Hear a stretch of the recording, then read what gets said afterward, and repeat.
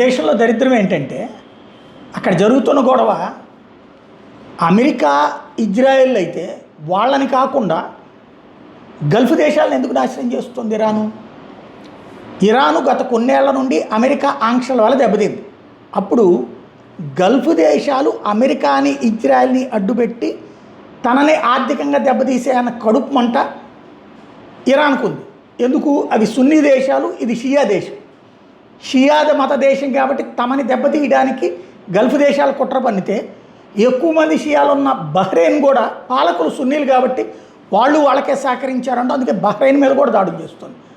ఇక్కడ అసలు ఆయిల్ నిక్షేప ఇదే దాన్ని ఏమంటారు, అమెరికాకు సంబంధించినటువంటి నేవీవో ఎయిర్ బేస్లో ధ్వంసం చేయొచ్చు, కానీ వీళ్ళ వ్యాపారాలు ఎందుకు ధ్వంసం చేశారు అక్కడే అర్థమైపోతుంది కదా. షియాలను నాశనం చేయడానికి అమెరికాను అడ్డు పెట్టుకుని గల్ఫ్ దేశాలు ప్రయత్నిస్తే సున్నీలను నాశనం చేయడానికి అదే యుద్ధాన్ని అడ్డుపెట్టుకుని ఇటు ఇరాన్ ప్రయత్నిస్తోంది. ఇక్కడ గొడవ వాళ్ళిద్దరి మధ్యన. మన దేశంలో షియా సున్నీలు కలిసి భారత ప్రభుత్వాన్ని తిట్టిపోస్తున్నారు. అది వింత.